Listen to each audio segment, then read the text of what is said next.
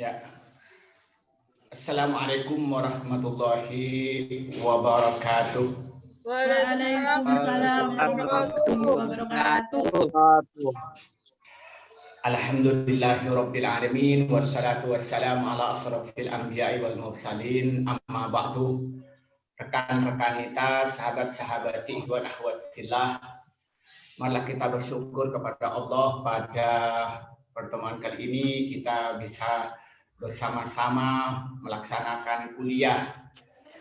Walaupun kita harus menggunakan daring atau menggunakan aplikasi Zoom, karena kita ditimpa suatu dari Allah ujian sejauh mana kita bisa berpegang teguh kepada ajaran Allah. Nah, walaupun kita terbatas dengan pakai Zoom, semoga kita tidak terlalu jauh yang kita harapkan. Yang mana pertemuan kali ini kita akan membahas tentang pendapatan nasional. Mulai dari apa pendapatan nasional, konsep dasar pendapatan nasional, cara menghitung pendapatan nasional, kemudian apa manfaat menghitung pendapatan nasional, dan yang terakhir kita bicarakan tentang pendapatan nasional menurut ekonomi Islam.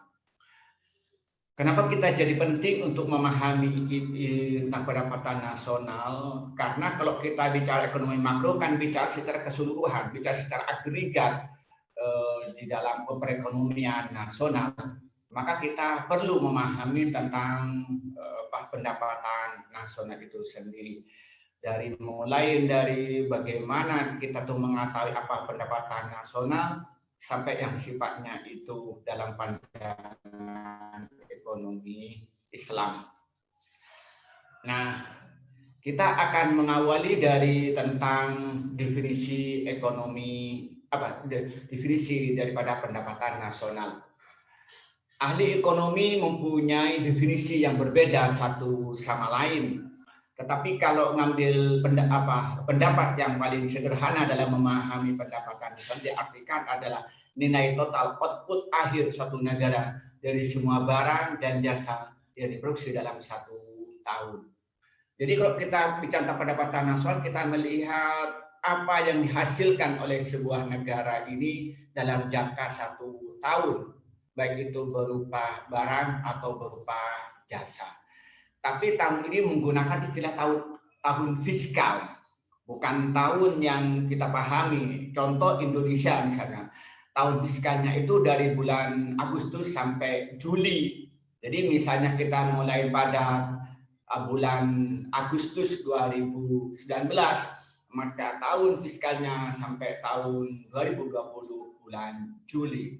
Atau ada yang menyatakan adalah tahun anggaran dan sebagainya. Nah, satu tahun kita dihitung produk barang yang dihasilkan oleh negara, misalnya Indonesia, apa yang diproduk misalnya tentang tekstil itu seberapa banyak jumlahnya, kemudian tentang megas seberapa banyak yang diproduksi, atau misalnya kita ini misalnya itu otomotif misalnya seberapa banyak itu yang diproduksi. Atau berupa jasa misalnya kita itu misalnya transportasi seberapa banyak yang diproduksi oleh Indonesia, atau misalnya itu layanan kesehatan seberapa banyak yang diproduksi. Kita dihitung keseluruhan secara agregat, itu yang namanya pendapatan nasional. Nah, maka kalau kita melihat itu pendapatan konsep nasional, maka dengan demikian kita akan memahami tentang konsep pendapatan nasional. Nah, konsep pendapatan nasional itu pada garis besarnya itu ada 6. Yang pertama produk domestik bruto atau disingkat menjadi GDP, kepanjangan dari gross domestic product. Kemudian yang kedua itu produk nasional bruto yang disingkat menjadi GNP, kepanjangan dari gross national product. Kemudian yang ketiga itu produk nasional neto atau net national product. Kemudian yang keempat itu pendapatan nasional neto yang singkat menjadi NNI yang kepanjangan dari net national income. Kemudian yang kelima itu pendapatan perseorangan atau itu disingkat menjadi menjadi PI gitu ya. Itu merupakan personal income. Kemudian yang terakhir itu pendapatan yang siap dibelanjakan atau disingkat menjadi DI. Nah, untuk lebih jelasnya kita akan memahami satu persatu supaya kita memahami secara terperinci apa produk domestik bruto, apa produk nasional bruto, apa produk nasional neto, pendapatan nasional neto, pendapatan perseorangan, atau pendapatan yang siap dibelanjakan itu apa. Maka kita akan memahami satu persatu supaya lebih teknis. Yang pertama akan dimulai dari produk atau produk domestik bruto atau gross domestic product. Nah, apa itu diartikan adalah merupakan jumlah produk baik barang maupun jasa yang dihasilkan oleh unit-unit produksi di dalam batas wilayah suatu negara atau negeri selama 1 tahun. Nah, kita ini akan menghitung produk-produk yang dihasilkan sebuah negara. Jadi itu dihitung semua, baik itu diproduk oleh penduduk negara itu atau penduduk lain atau misalnya investor dari orang lain. Contoh sederhana, kita menghitung pendapatan nasional Indonesia dengan menggunakan GDP. Nah, kita menghitung selama tahun fiskal ini apa yang diproduksi di Indonesia ini, baik itu yang diproduksi oleh penduduk Indonesia atau investor asing yang membuat perusahaan di Indonesia.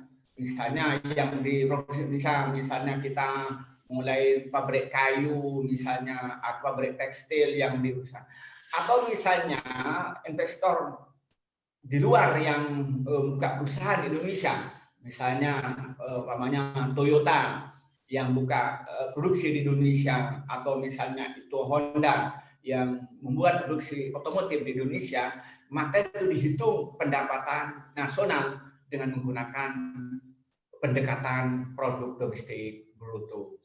Maka kita menggunakan rumus GDP sama dengan pendapatan masyarakat dalam negeri dan pendapatan asing dalam negeri. Itu rumusnya. Pokoknya apa yang diproduksi di negara itu maka disebut namanya produk domestik bruto. Kalau kita lebih contoh apa yang diproduksi di Indonesia, baik itu barang maupun jasa, maka dihitung itu adalah pendapatan nasional.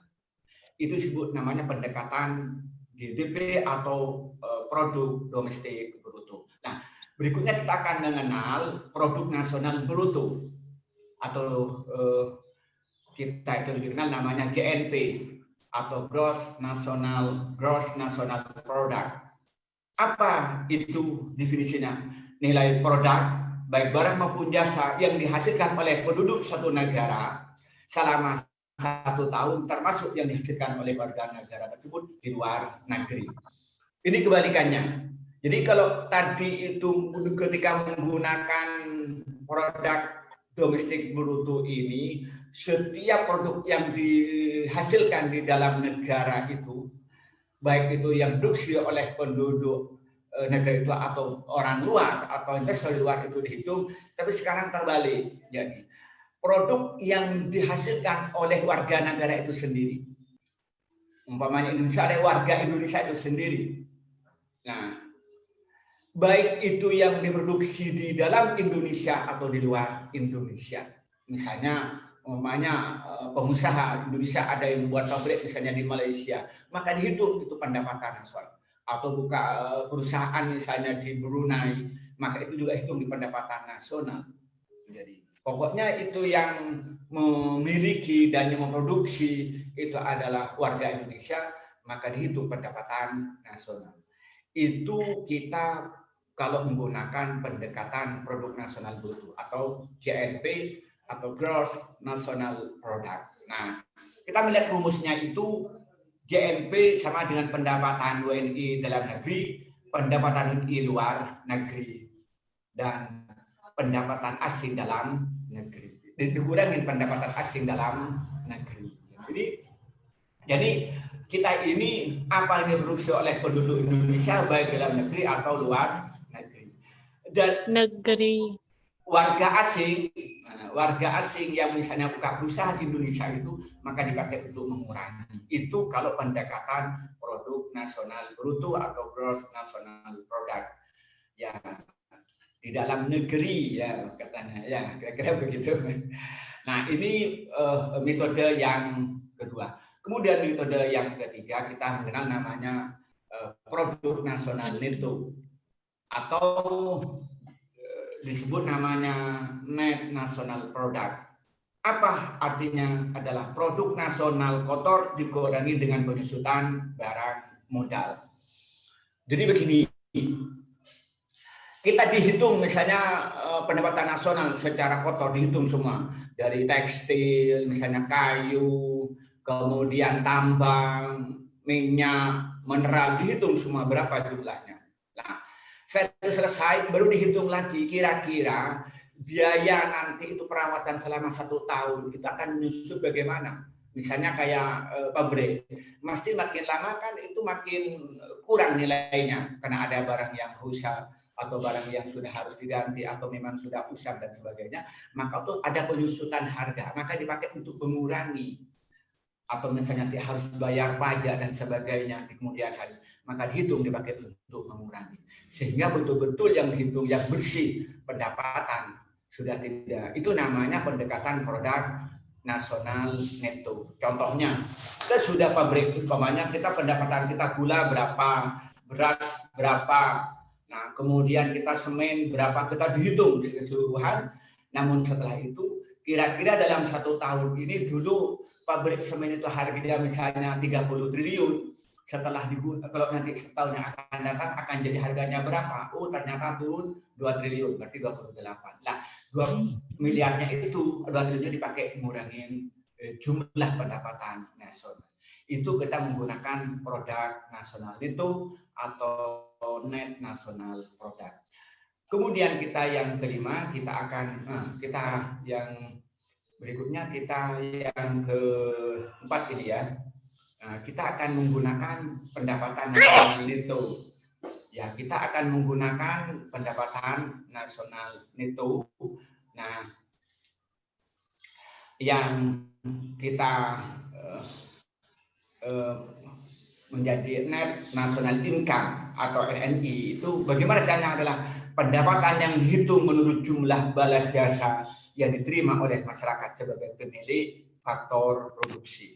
Jadi kita yang dihitung yang didapatkan oleh masyarakat itu. Jadi apa yang didapatkan oleh masyarakat, baik itu misalnya dari hasil bekerja, jadi karyawan, atau dari hasil misalnya itu dari hasil investasi dan sebagainya, kita dihitung secara menyeluruh itu maka itu yang dihitung namanya pendapatan nasional neto. Itu yang cara menghitungnya gitu ya. Nah kemudian itu rumusnya NNP sama dengan NNP pajak tidak langsung dikurangi pajak tidak langsung. Ya, ini pajak apa? Pajak langsung itu pajak yang bisa dialihkan kepada orang lain. Nah itu kita akan melihat ini ya. Jadi kita akan melihat ini ya, kita kemudian berikutnya kita ini akan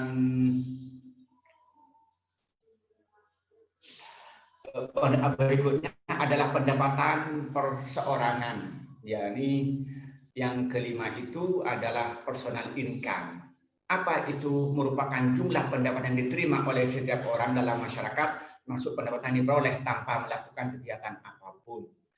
Misalnya seorang karyawan kantoran maupun pendapatan wisata yang tidak swasta yang didapatkan secara berantai. Jadi ini dihitung orang pendapatannya apa saja dari penduduk negeri itu, misalnya Indonesia dihitung dia selama 1 tahun apa mendapatkan berapa, baik dia sebagai karyawan atau dia menerima warisan atau dia umpamanya dia itu bertani, dia dihitung pendapatan semua itu secara individu, maka itu menjadi pendapatan hitungan pendapatan perseorangan. Maka rumusnya itu adalah P sama dengan I, pajak perusahaan, dikurangi iuran, laba dan sebagainya. Itu yang disebut namanya pendapatan perusahaan. Jadi kita hitung penduduk Indonesia misalnya itu, misalnya 260 juta, Maka dihitung, ini yang mendapat pendapatan siapa saja. Ada yang mendapat beasiswa, ada yang dapat hasil penelitian, ada yang dia hasil jual misalnya beras, dihitung pendapatan. Ada yang sebagai kuli bangunan, ada yang sebagai karyawan di perusahaan, dihitung semua. Setelah dihitung baru keseluruhan dulu bisa dihitung selama 1 tahun. Maka itu berarti pendapatan nasional dengan pendapatan perseorangan atau personal income. Kemudian yang terakhir kita akan melihat pendapatan yang siap dibelanjakan, disposable income. Nah, apa ini katanya? Adalah pendapatan yang siap untuk dimanfaatkan guna membeli barang dan jasa konsumsi dan sedihnya menjadi tabungan yang disalurkan menjadi investasi. Jadi yang itu apa yang dimiliki oleh orang itu, yang betul-betul real dia miliki. Bukan hutang, tapi itu yang dimiliki. Baik itu yang dipegang di rumahnya untuk kepentingan sehari-hari atau yang disimpan di bank.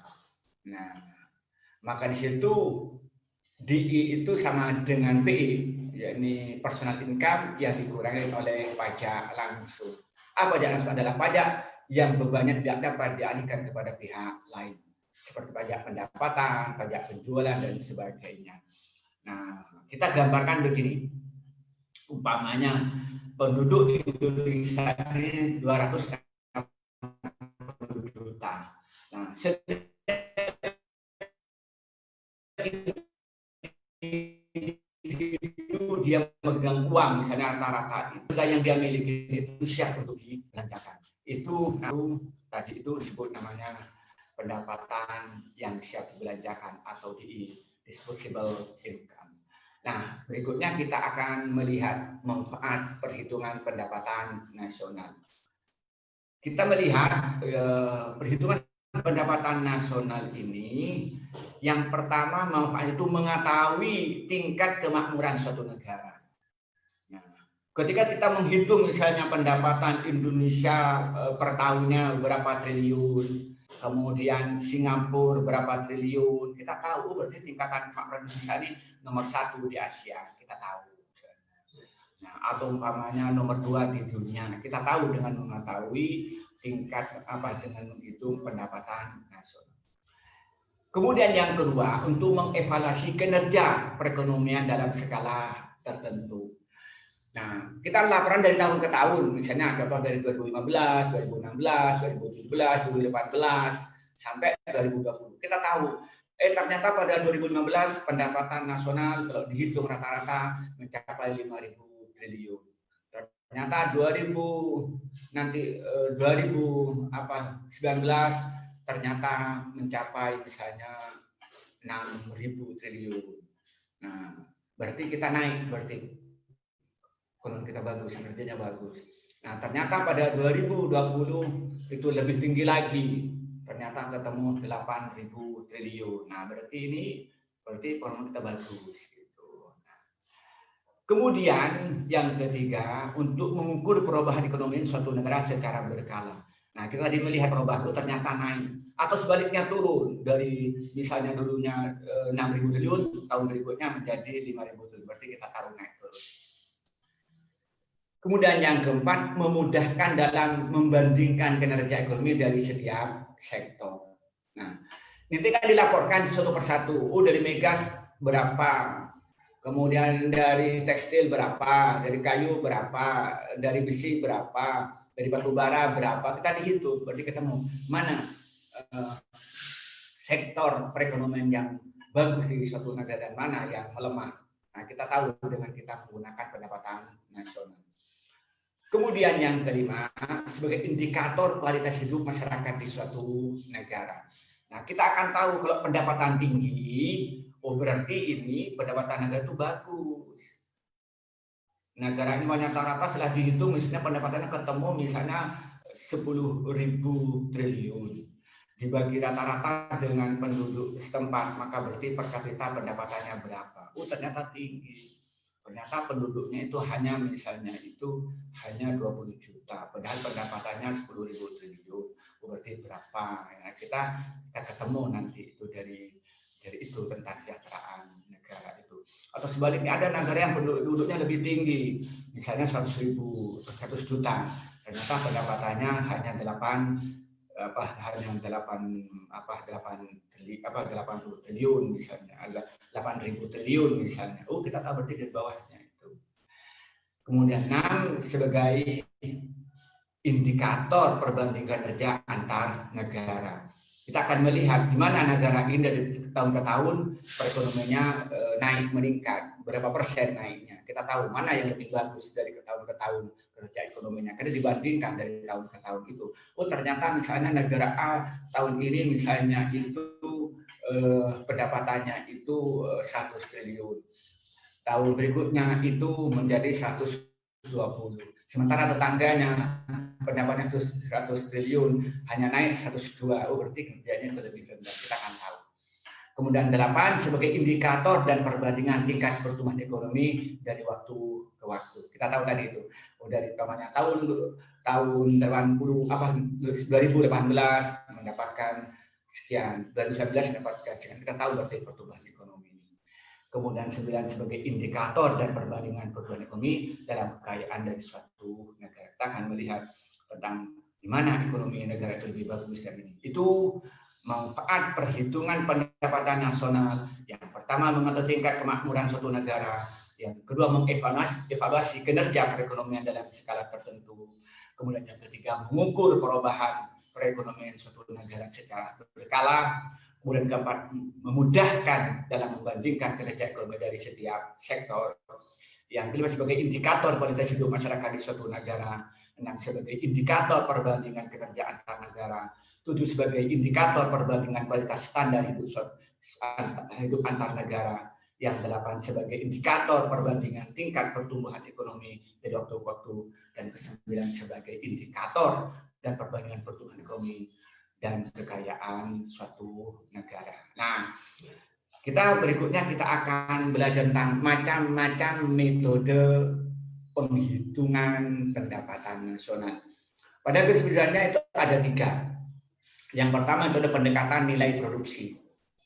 Yang kedua metode pendekatan pendapatan.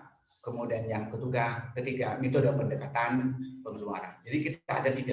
Ada pendekatan nilai produksi, ada pendekatan pendapatan, kemudian yang ketiga pendekatan pengeluaran.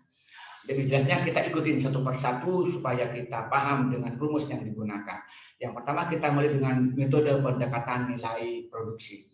Apa metode pendekatan nilai produksi? Itu adalah pendekatan nilai produksi adalah menjumlah barang atau jasa yang diproduksi oleh seluruh usaha baik itu BUMN maupun UMKM pada suatu negara dalam waktu setahun.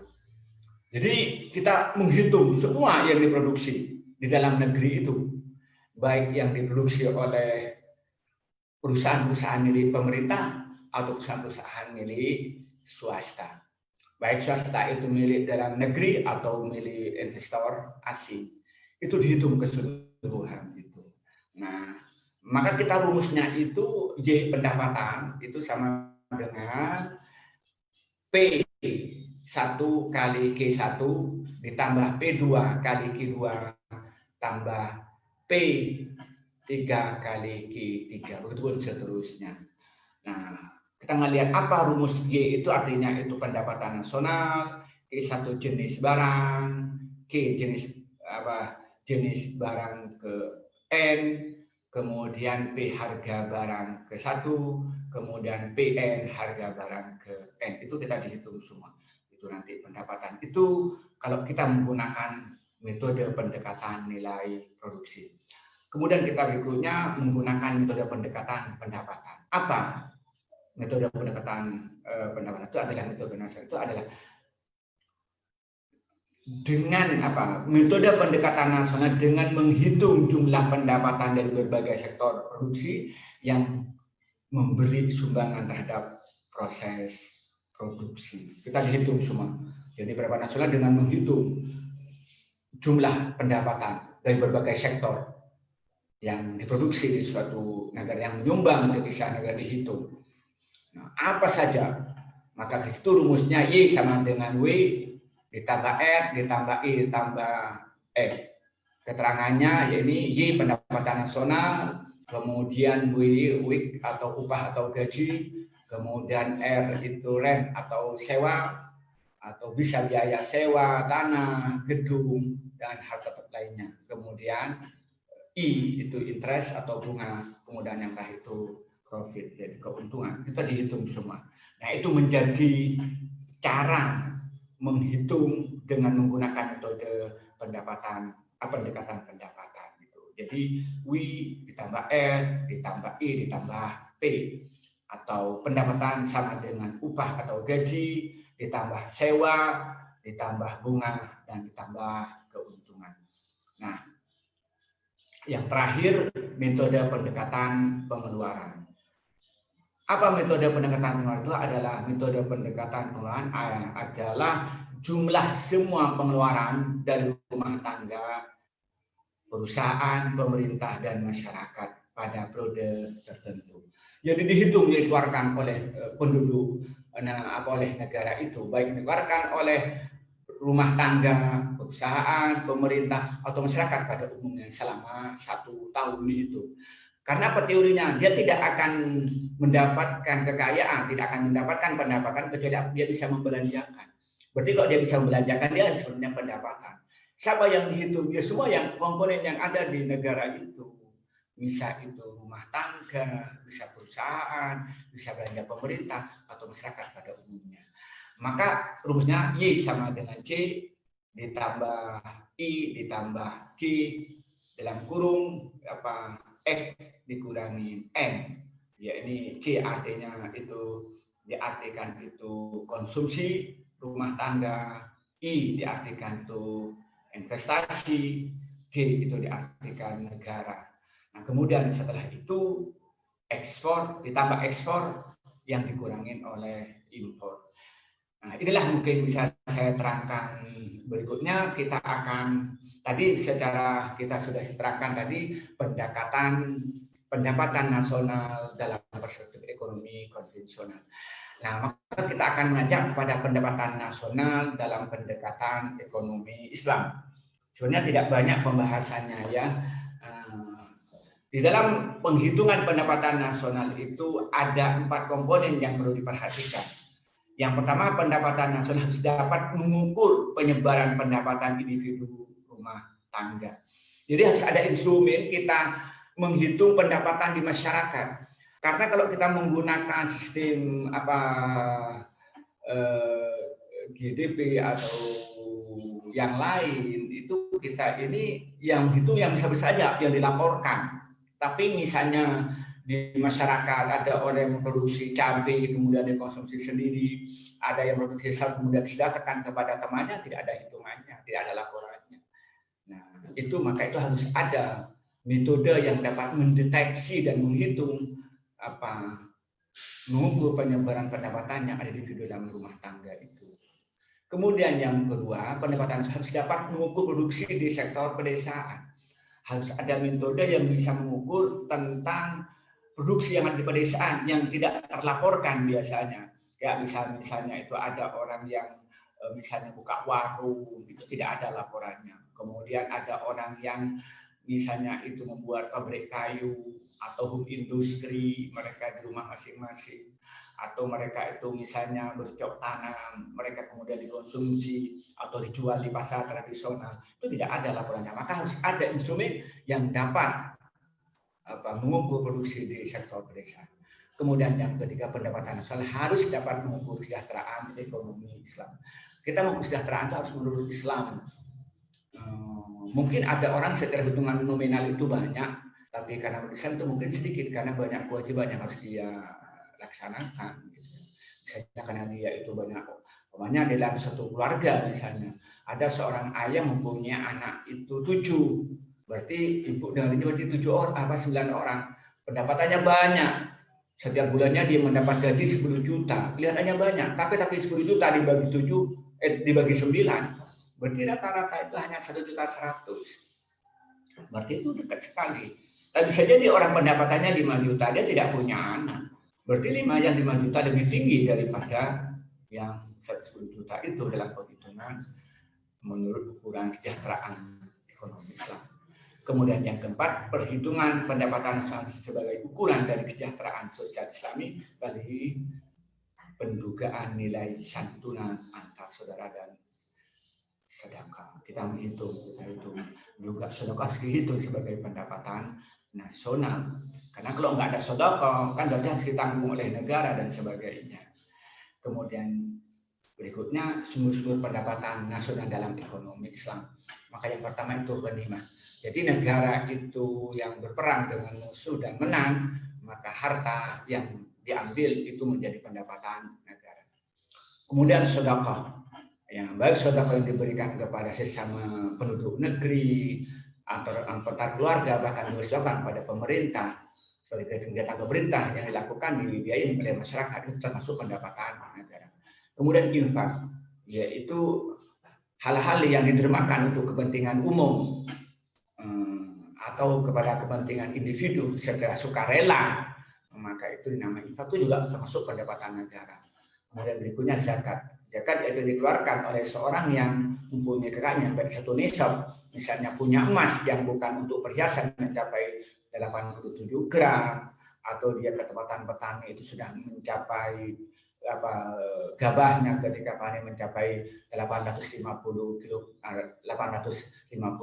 kilogram misalnya, atau dapat 8,5 ton mengeluarkan zakatnya dia.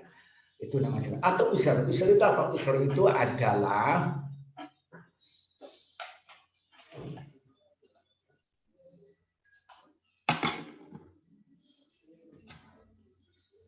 ya. Jadi kita itu usur itu apa? Usur itu kita itu akan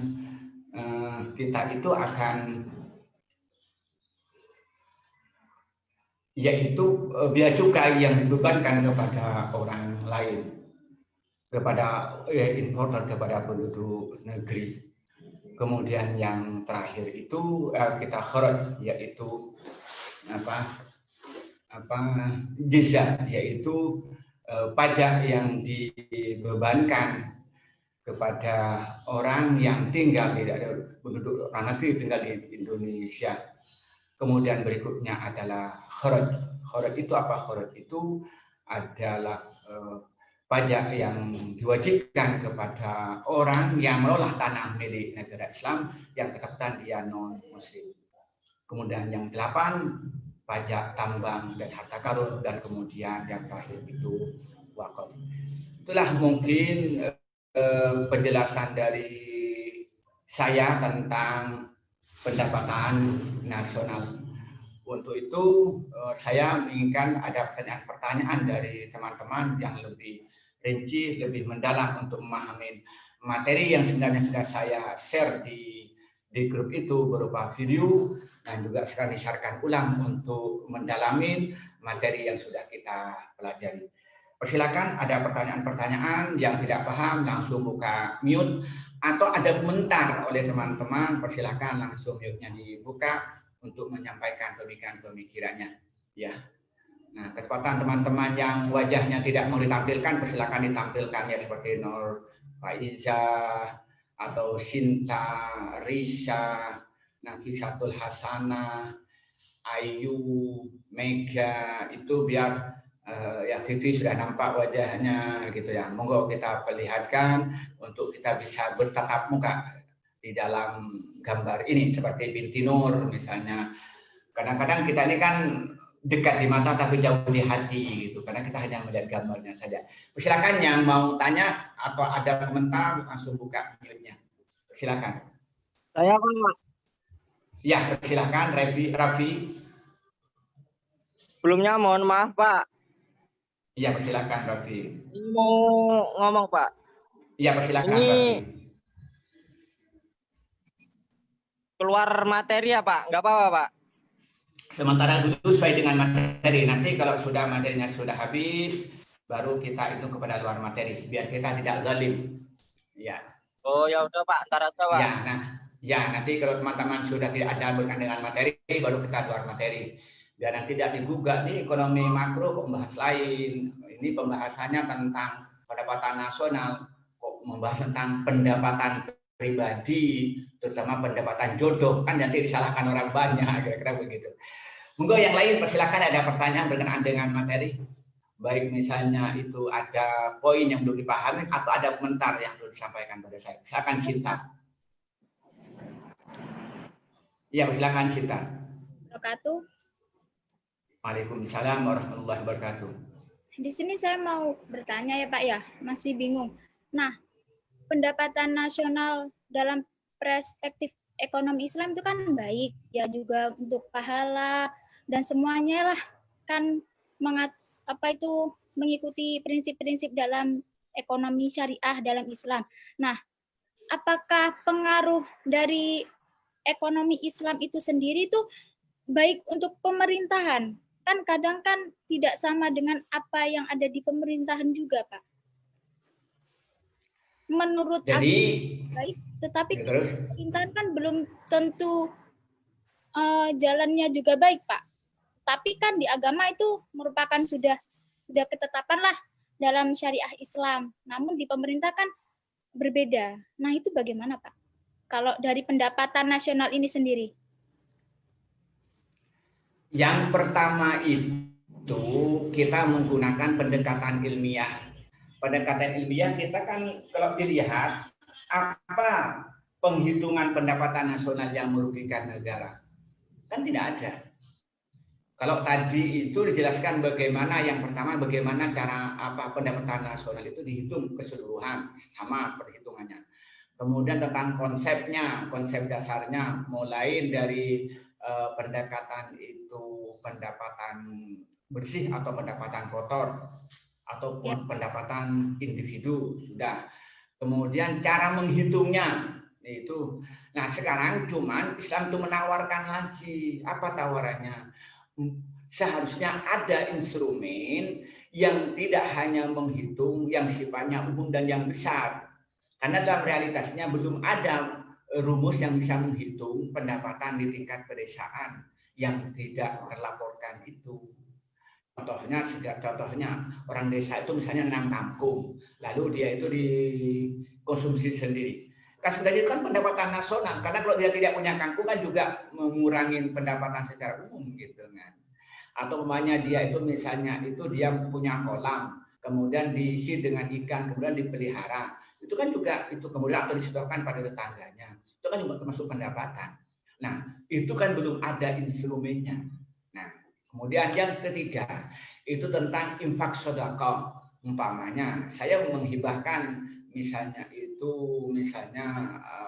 untuk paket selama 1 bulan, atau kalau sampean tinggal di Jember dekat di Timur YIN itu saya menyiapkan misalnya wifi gratis yang kecepatan itu 23 Mbps gitu ya. Kalau 50 orang buka YouTube itu tidak terpengaruh gitu. Dan itu siapkan dengan gratis misalnya. Kan nggak ada laporannya itu kan.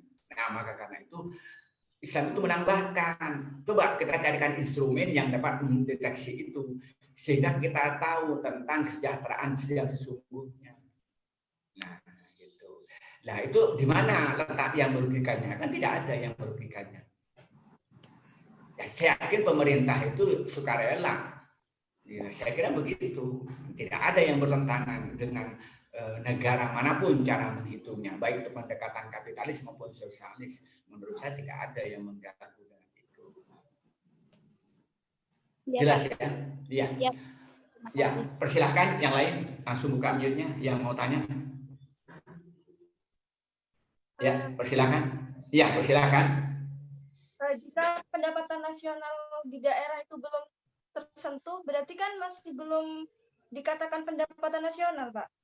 Dalam artian mereka hanya menyasar kepada wilayah yang yang lebih terlihat gitu seperti perkotaan. Kan seperti itu, Pak. Ya kan begini nih, secara teori kan dulu itu kan berjenjang. Dulu itu berangkat dari laporan ke desa, desa kecamatan, kemudian kabupaten. Nah, kabupaten, provinsi baru dapatkan secara nasional. Itu kan teorinya begitu berjenjang. Tetapi realitasnya kan banyak itu ketika di kabupaten itu banyak instrumen-instrumen pendapatan yang belum terhitung. Maka karena itu menawarkan supaya lebih detail harus ada metode yang dapat mendeteksi yang kecil-kecil pendapatan di pedesaan itu. Contohnya mereka itu memproduksi kemudian dikonsumsi sendiri atau mereka dijual di dalam desa di situ yang tidak dilaporkan. Seperti misalnya di dalam tanam cabai dijual dengan tetangganya. Umpamanya di Bondowoso dia itu menanam singkong lalu dibuat tape dijual di Bondowoso sendiri dengan tetangganya. Itu kan tidak ada laporannya di tingkat desa maupun di tingkat kabupaten. Ketika dinaik ke provinsi tidak ada datanya, ketika naik sedang tidak ada. Gitu. Maka seakan-akan orang Bondowoso ini tidak ada di situ yang perusahaan kecil maksud saya itu ada pendapatan dari tape tadi itu. Nah maka itu kita menawarkan itu yang pertama. Yang kedua, apakah yang dilaporkan itu bukan pendapatan? Iya pendapatan. Kita diakui sebagai pendapatan. Tetapi kita kan menawarkan harus ada instrumen yang lebih detail yang dapat mendeteksi pendapatan-pendapatan yang kecil di pedesaan itu. Itu seperti kayak infak dan sedekah harus ada alat yang mendeteksi itu sebagai pendapatan nasional. Ya. Jelas ya? Ya. Silakan yang lain.